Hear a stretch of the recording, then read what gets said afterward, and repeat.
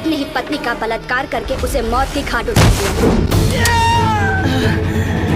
ते बनाम आप सब देख रहल बानी भोजपुरी प्लस। त आज के ई खबर बा भोजपुरी फिल्म कहानी के ट्रेलर रिव्यू। जी हाँ, कहानी जोना में यश कुमार, शिविका दीवान जैसन कलाकार बाड़े और कहानी जोन बा ट्रेलर में बहुत ही ज़्यादा कन्फ्यूजिंग बा।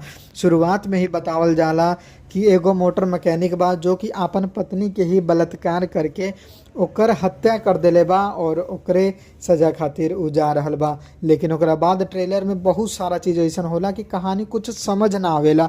2-3 गो स्टोरी चल रहल बा लेकिन पता न चल रहल बा कि असल में का बा। मेन बात ई बा कि एक तरह से ई कहानी जोन बा नाम रखल गइल बा यही से लिंक कुछ बा।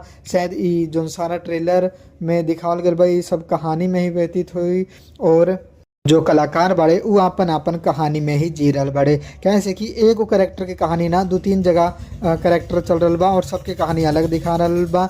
और कहीं पर रोमांटिक सीन बा और उहे रोमांटिक सीन में एक ही मिनट में जोन बा मर्डर मिस्ट्री में बदल जाता।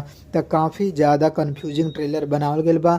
जोना के डायरेक्टर बाड़े अजय श्रीवास्तव जी और यशी म्यूजिक पर एकर ट्रेलर आयल बा। आप लोग जाके देख सकतानी।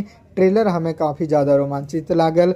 बाकी आप लोग जानबे करेनी कि जौन भोजपुरी फिल्म होला ओकर बजट कम होला, ए कारण ओकरा थोड़ा बनावे में कॉम्प्रोमाइज़ करे के पड़ेला। जौन लोकेशन होला, जौन डायरेक्शन के स्किल होला, कैमरामैन होला, सब थोड़ा लो क्वालिटी के रखल जाला। ये चलते थोड़ा सा इफेक्ट ता पड़ेला बजट के चलते। बाकी कहानी हमें बहुत अच्छा लाग रहा बा। असली कहानी अगर पता चली पूरा फिल्म देखला के बाद आप लोगन के, अगर ई ट्रेलर देखे के बाद जाके देख सकतानी। और हमारी रिव्यू पसंद आयल तो वीडियो को लाइक करके शेयर जरूर करम।